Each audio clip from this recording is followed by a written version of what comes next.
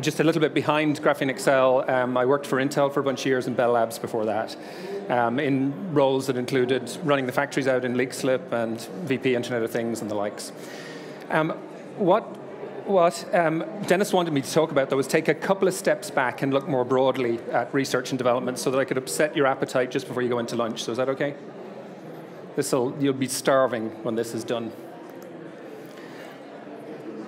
We all know we live in a pretty awful world, right? It's terrible out there. Now, it's not true. We're in the best time in our history, and I'm going to show you some data on that, and it keeps getting better. But you'd be hard-pushed to know it, because we're surrounded by negative news. So there's two things that make this problematic, that we keep buying into this negative news. One is these kind of headlines on our online feeds or in our physical newspapers. We're buried in bad news. And the reason we're buried in bad news is because negative sells.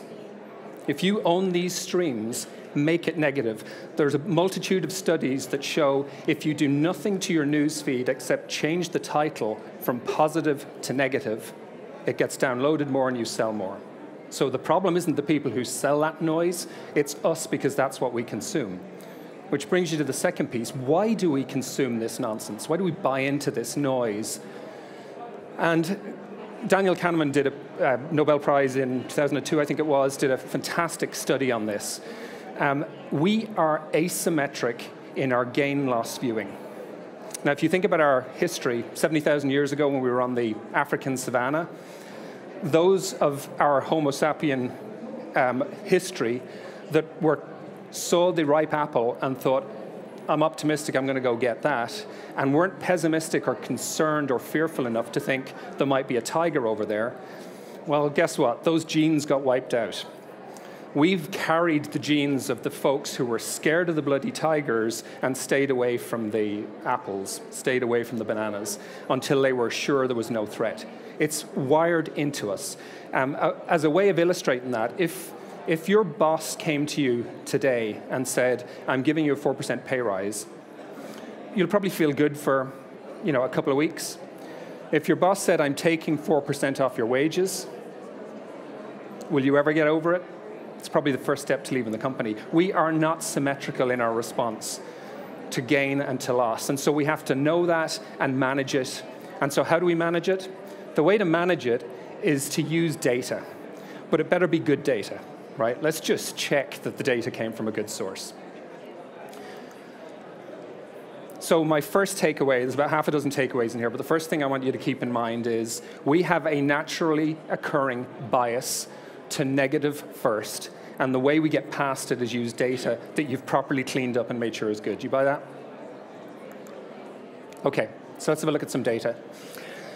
If this was our company and our business meeting, we'd have our business scorecard. So these are the high-level KPIs for our business, except this business is the human race performance for the last 150 years, okay? Life expectancy, we've doubled it. Infant mortality is down by a factor of 10. Death by violence is down by a factor of 20. Death by infectious disease down by a factor of 20. Cost, burden of food down by 6. Multiplication of population up 5 by. Years of education up 4 by. Literacy up 3 by. Colonization to 0, right? We're part of that story. Democracy is now 50% of the planet. Wealth creation is up 8 by in the past 150 years.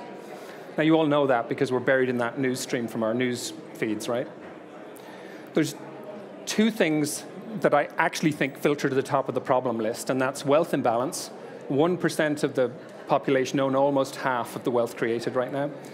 That's not particularly unusual, and I'll come back to that, but we were doing well and we're losing it, so we got to fix that. And the energy and the environment, we're killing the planet we're living on, we got to fix that. Again, the path to fix that is not as complicated as we think.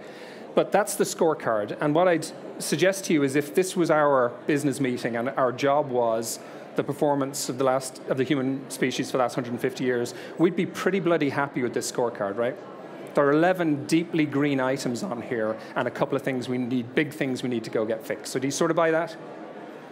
So we'll just do a sprint through some of the data that supports it because you can't just trust the noise. Unfortunately, if you enter into your search engine, find me data to support this thesis, you'll probably find it because somebody's made it up. So you have to take the time to make sure your data sources are real. So a sprint through some of that data.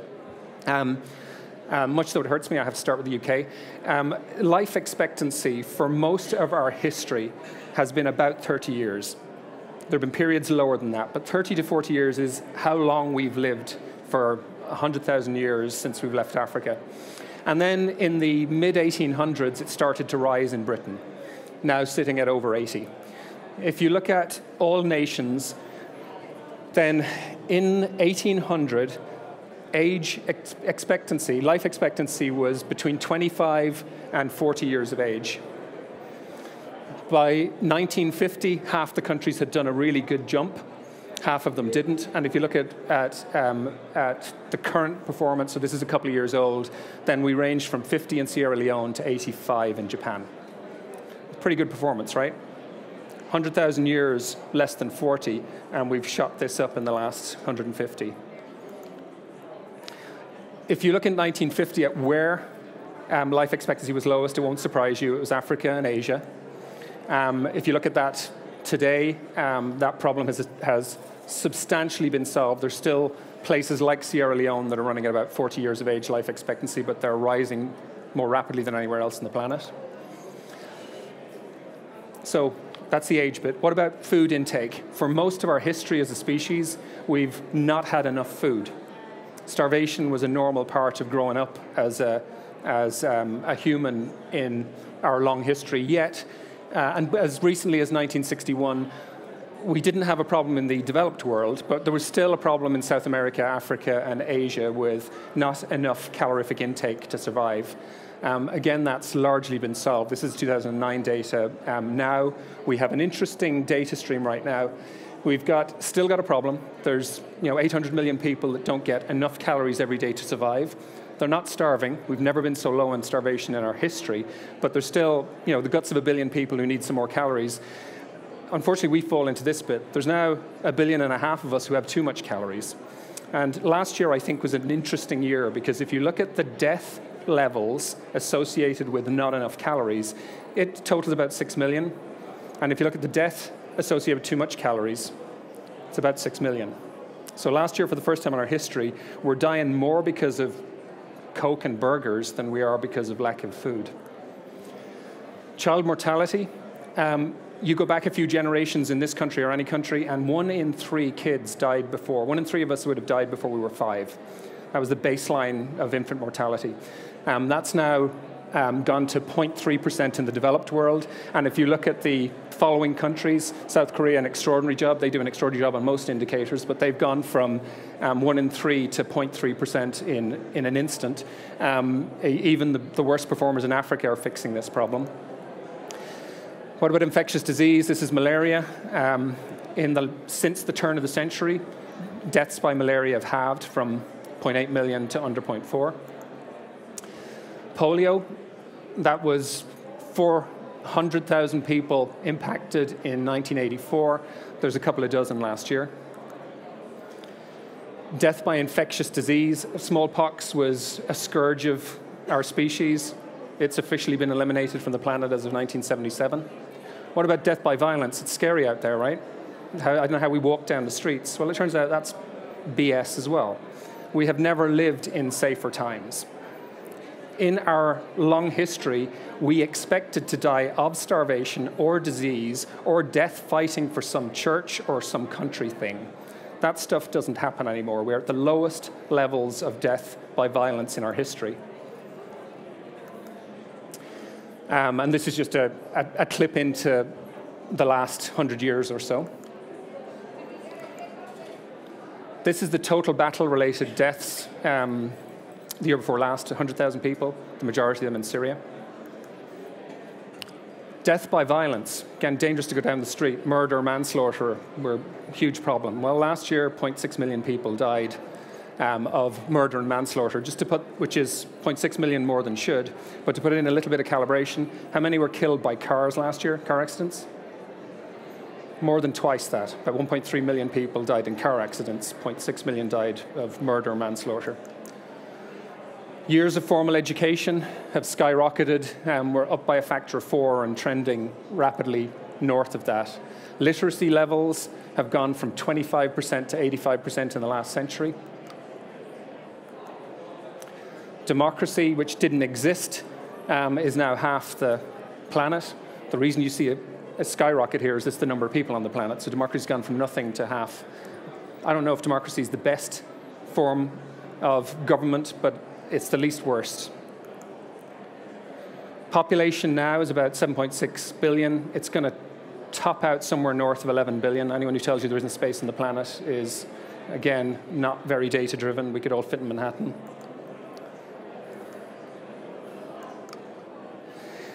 What about wealth creation? So this is showing you the enormous numbers of people that have been added, right? This is going up to the 7-8 billion here. And then this is time-adjusted dollar wealth creation.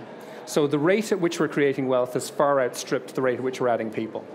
And that's a very odd thing. If you go back to Stone Age and work your way forward, we were subsistence livers. What your parents did is what your kids would do. That's how we lived.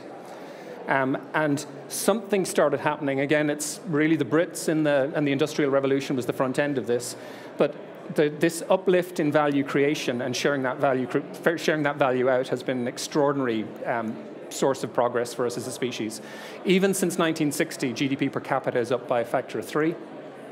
If you look at every country on the planet, this is GDP in 1960, GDP per capita in 1960 versus GDP per capita now, then 186 of 196 countries have all improved, some or a lot.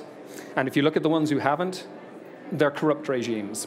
They are greedy, almost always, actually always males, who are sucking the wealth of the country they're in into their own pockets and the stooges around them instead of doing something useful like redistributing it. So it's fixable.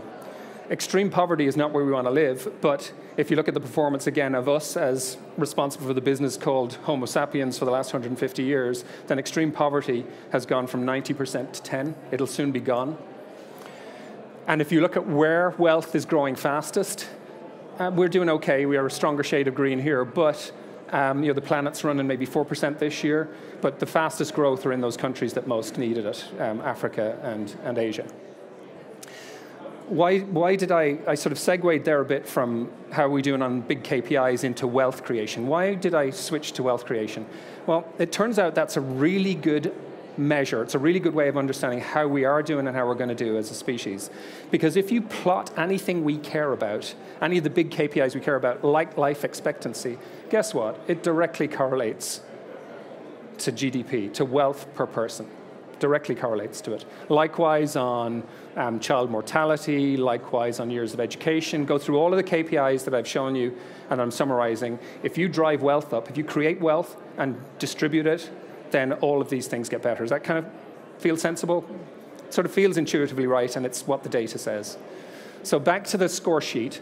11 things to be deeply proud of: doubling life expectancy, 10 by reduction in infant mortality, 20 by reduction in death by violence, 20 by reduction in infectious disease, 6 by down cost burden of food, 5 by up in population, 4 by up in years of education, 3 by up in literacy, colonization to 0, democracy to 50%, wealth creation up 8 by. Bloody good, right? And 2 things that are not bloody good, which is the redistribution of wealth. If you go back through the vast majority of our history, almost all the wealth resided in 2 places. That was the head of state, king or queen, and the head of the church. That's where the money sat. And most of us lived at the breadline or below. That was changing. That was changing in the last century, where we were redistributing that balance fairly effectively. So 2 things I want to show you about it. First is all incomes are growing. This is the distribution of incomes across the planet. This is the rate at which they're growing. And the good news is that the low end is growing fastest. So those who have least are getting most. That's good. So that's the first thing that matters. But the second thing you'll note is there's a dip in the middle, which is why there's this middle class problem. A lot of us are feeling pinched. And there's a significant increase at the top. So those who have a lot are getting more. Those at the bottom are being pulled out, but those that have a lot are getting more. And if you take US data, this is the top 0.1% of the US population, 0.1%. Traditionally, they owned the bulk of of wealth creation in any economy. That was down to a quarter by the First World War. We'd got it down to 6–7% before the arrival of trickle-down economics, Thatcher, Reagan, and things went the wrong direction again. It turns out trickle-down economics doesn't really work. Actually doesn't work at all. So that needs to get fixed. Now, that's not my space. I'm not a politician. Somebody out there who is. Sort this shit out. This is the second problem, which is CO2 emissions. We're heating the planet up. It's off the scale high. We know exactly why. It's because of the burning of fossil fuels to support this expansion of our well-being, of our value creation, and we have to fix it. This is not a big deal to fix, and I think it's going to, probably about at the point where it's going to fix regardless. So for example, if you take solar, which is now about 1% of all energy consumption is solar, and it's doubling every 2 years. So we're about 20 years, less than, we're about 20 years from having enough solar to power the planet on its own. And that will consume less than 0.01% of the sunlight falling on the planet. So I know that sounds really weird. How can you be 1% now, and in 20 years you'd have the capacity to be 100%? But that's what exponentials are. That's what Moore's law is about. It's not 1, 2, 3, 4, 5. It's 1, 2, 4, 8, 16, 32, 64. Exponentials are hard to get your head around.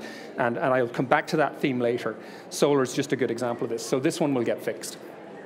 But we have to fix these two big things. Again, this is our company. We've got to fix the two things that are bust.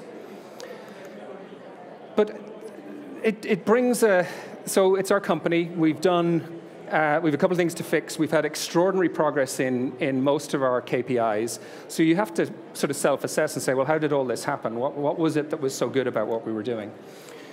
So I want you to imagine this scenario for a minute. I know it's a little bit convolved, but we're suddenly all sitting out on the beach or in the middle of a forest. And all previous technology's gone. So there's no bed you're waking up in. There's no toilet. There's no electricity. There's no house. There's no car or road or train or plane. No farm or office or factory to go to. There's no restaurant or bar or cinema. There's no computer, internet, or phone. How much would we collectively get done in a lifetime? The answer is not very much, right? Not very much. You can't start from scratch. But that's actually what's unique about us as a species. If you're a monkey or a dog, you start from scratch. You get a bit of nudging from your mother, I'm sure, about how to better use a stick. But there's no collective heritage of learning that you build on. That's what's unique to us as a species, is our capacity to use what's come before and build on top of it. That's why we are the innovative species. And if you look at, I like the way Newton described it. If I've seen further than others, it's by standing upon the shoulders of giants. He understood the value and the importance of that history and heritage. We have a habit of celebrating the individual, and that's a good thing. Steve Jobs was an extraordinary individual. He did extraordinary things, but anyone who thinks he did it in isolation is deluded. He did it on the back of lots of evolution and delivery outside of Apple, and he did a lot of it on the back of evolution inside of Apple. He was an extraordinary individual with extraordinary impact, but it's about the collective deliverable and us sitting on top. If we do anything useful here today or tomorrow or next year, it's because we're building on what's already been done. If you draw that out, it's so if I draw this for ants, each generation is flatline. You are born with your capabilities. If you're a human, you get the chance to build on that history. And so if we look at that from 100,000 years ago, hunter-gatherers, there were about 100,000 of us 100,000 years ago. Our memory system, how did we store insight, was stories. And how did we communicate them? We talked, and the fastest way you communicate was I'd run to you and whisper it in your ear and hope that you'd retain it. But that was our innovation environment 100,000 years ago. Go to 10,000 years ago, we're in the agricultural era. There's now 10 million of us. We've created writing, so now there's a way of, without having to run to somebody and talk to them, you can shove it on a horseback. That was our fastest way of moving stuff around and move that written document around. By 100 years ago, in the industrial era, there's now 1 billion of us on the planet. Our memory mechanism is printing, so most of us grew up in this era. You'd have to get your hands on the book or the microfiche or whatever, but if you could get it, you had a source of historic information that you could build on, and the fastest connect we had was telegraph. A bit inefficient, but a hell of a lot faster than running. You look at it today in the modern era, there are 7.6 billion of us. Our memory is digital. Any information that's digitally available is instantly available to us now. I can pull it up on my watch. I can pull it up on my phone. I can pull it up on my laptop. The connection is the internet. It's real time and it's ubiquitous. It's very hard now to find a place that doesn't have it, except Cavan. I don't know what that's about. These are the wrong numbers, because if I showed you the right numbers, you can do math on this, which is what's the compute capability, what's the storage, what's the connectivity, multiply those up. The numbers are frightening for a multiplier for innovation. But just to give you an illustration of what that looks like, if you say that the innovation index was 1 when we were hunting and gathering in Africa, then it was about 1,000 it was in the thousands in the agricultural area, it was in the millions in the industrial era, and it's in the billions now. Does that sort of make sense? Think about what it's like to innovate. If I want to learn something, I pull up the information now. I can immerse myself in education environments. I can connect with a network of people who I'm not physically co-present with, and I can innovate on top of what's out there. It's dramatically different to anything we had before. So if it feels like tech is changing fast and it's a little bit overwhelming, it's because it is changing fast. It is a little bit overwhelming. And for the most part, what we do with it is good. So does that model sort of make sense? That shape makes sense? So to summarize that, it's if you've got more brains, these things, you've got more data access to it. Even though my memory is a little bit shaky and I tend to emotionally remember stuff more than I actually remember it, I still have access to pretty decent data. I've got more connectivity, more people I can interact with, more people to interact with, and more ease of interacting with them at speed. I have more history to build on, and all of these in shorter increments of time. So that's why we have gone from 100,000 people, nearly extinction 100,000 years ago, to dominating the planet, for good or for bad. That's why we dominate the planet today. It's because of our unique capacity to compute, to store information, and to build, to collaborate and to build on that. So do you buy that? List of innovations. If we had a long session, I'd make you write your stuff down and then we'd throw them up. But whether it's fire, taming wheat, taming horses, irrigation, writing, maths, down to computers, internet, 3D printing, decoding the genome, artificial intelligence, bioengineering, quantum computing, we have an extraordinary array of stuff as a species to be deeply proud of.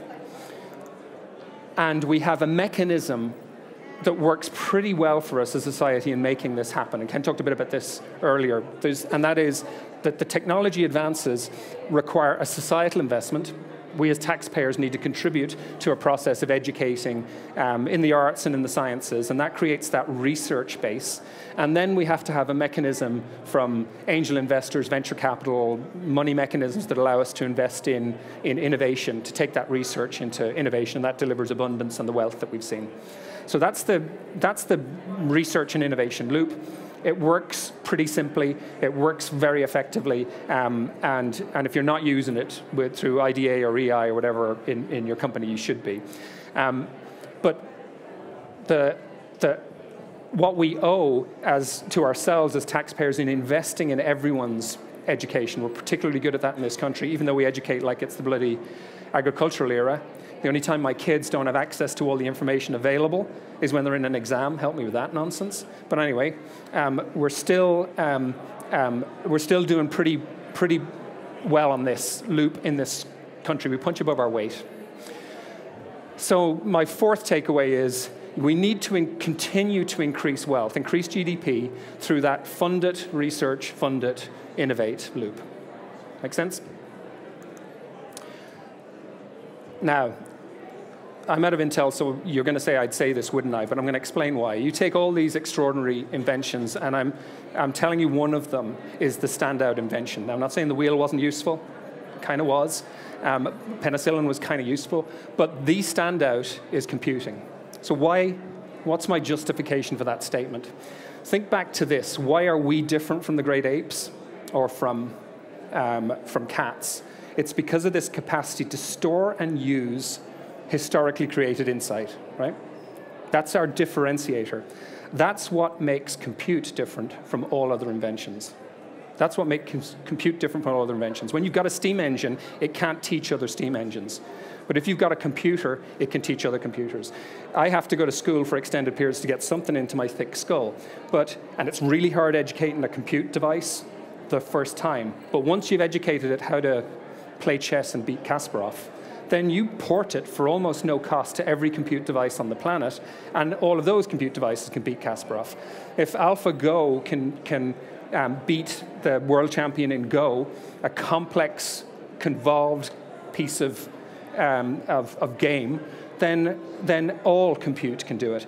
When one car can drive, then all cars can drive. We have an ability to keep forgetting what value means or looks like. We used to think chess was the supreme example of intelligence until my phone could beat Kasparov, so we ignored that. Go was a great example, then we ignored that. Being able to visually identify my face among a whole bunch of photographs, well, now that's been done better by compute, so we ignore that. Being able to drive a car is the next one that's going to be in our daily lives that we're going to look at and say, oh, well, that's not really a measure of intelligence. It is a measure of intelligence. It's not about competing with us, it's about augmenting us. So if you plot that on here, we're going into a phase which is people and compute devices and the consequences of those interacting to drive the next layer of research and innovation. Make sense? So we've got to get our heads around this because it's going to happen with or without us. So it's if this was the one age, the 1,000, the million, and the billion, we are, as we speak, entering the trillion innovation age. And again, if I give you the real numbers, these are wrong. They're too small, but gives you a sense of the scale of difference. So it's an era where compute and information technologies go beyond just being an online thing and enter the physical world. And they'll enter the physical world in multiple ways. If you take our genome is just an information thing. We didn't know this, right? But DNA is just a list of numbers. It's information. And if you understand that information, and you can correlate it to disease, you can correlate it to longer lifetime, you can correlate it to propensity to have an insulin-related disorder, it's just information. So you need to extract that information and apply the compute technologies that enable us to understand that. Same with 3D printing, same with robotics, same with all of these new dramatic innovations are put on steroids by interacting with these compute devices. Because remember, these compute devices, like us, they've the ability to compute, they've the ability to store, they've the ability to learn and use history, right? That's why compute is like human. That's why compute is not like the wheel or fire or penicillin, just like we're not like the great apes or a cat, right? That differentiation makes sense. It's really important that whatever business you're in, you understand that differentiation and how to leverage it.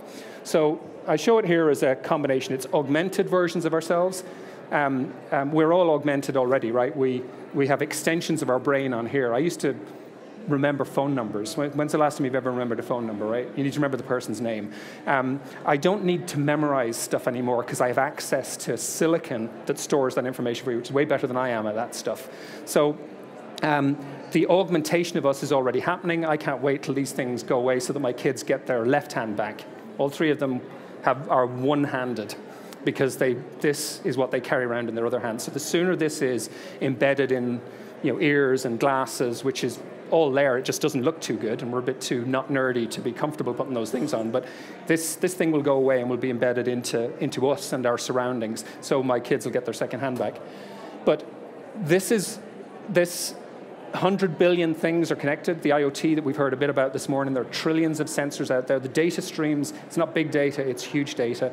Machine learning algorithms that can understand trends and deliver those for useful or not useful ends. It's a different and separate conversation about how we make sure we deploy these capabilities well. Now, we have a history of not necessarily screwing up.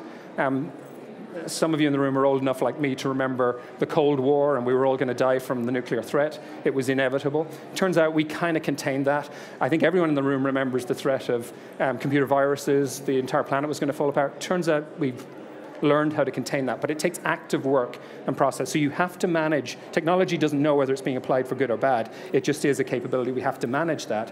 But for the most part, it delivers extraordinary breakthrough, and we need to know and leverage that. So this is the augmented intelligence reality. And I'll use one example of what that looks and feels like. This is a piece of work done by Diamandas, where he took the capabilities that you have on your phone, video conferencing, GPS, voice recorders, watch, libraries, etc. And when were they first introduced? And they were all introduced in 80s and 90s.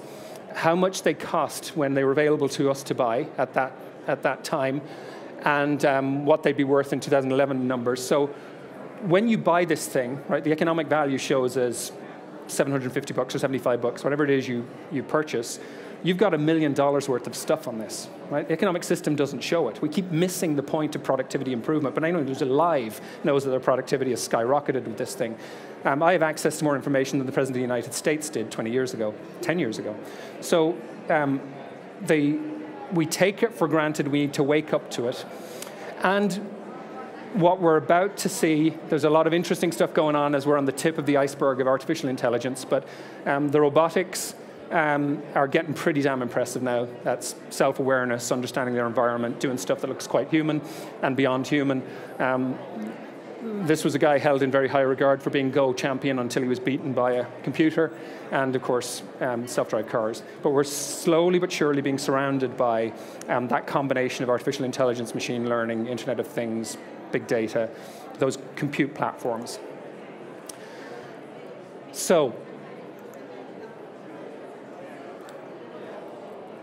we need to understand the trillion innovation era and the impact on us. If you're not thinking about what this means for your company, then somebody else is thinking about it for your company or the space that you're in. So you need to be looking at how to leverage this.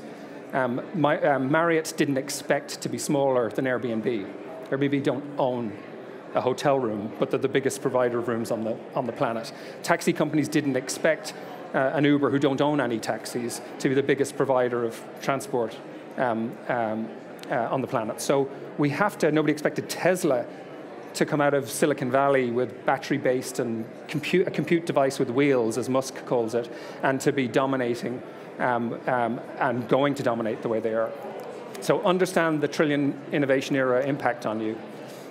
So in summary, this is our business performance for our species for the last 150 years. 11 incredibly impressive green things, and a couple of things that are not good enough and need to get sorted. This is my shot at what should be readily doable. At least some of these I know well enough to know they're readily doable in the next 30 years. And add another 40 years to life expectancy, infant mortality down to 0, death by violence, I don't know. It should be zeroable. Death by infectious disease to 0, food burden costs another 3 by down. We will add another billion and a half people. Years of education should be lifelong. We've got to change the system we use right now. Literacy from 85% now to 100%. Colonization stay at 0. Democracy or some version of it to 100%. Wealth creation up 3 by, that's 4% CAGR. The wealth imbalance thing's got to get sorted because all the equations collapse. If GDP is not being spread out, then people can't get access to this education and health and longevity. And we've got to sort out this energy issue before we kill the planet we're on. And we have to think through productive integration of the new compute-based technologies, AI, IoT, biotech, nanotech, robotics, and the likes. So my final thoughts are, it's really important we're data-driven and sensible. We've got to keep our feet on the ground. It's really important that we have our head in the sky. Don't limit yourself. I've spent a lot of my time in California, and one thing I love about them is that there's enough people over there who just think really big. They don't look for a company that can make $1 billion. They want to have a company that makes $1 billion. And the way they'll make $1 billion is they'll get a buck from each of 1 billion people. They have a different way of thinking. And we've come a long way in this country in the last 20 years. You couldn't find a dozen startups in Dublin 20 years ago. Now you're tripping over them. We've come a long way, but we have to keep our feet firmly on the ground.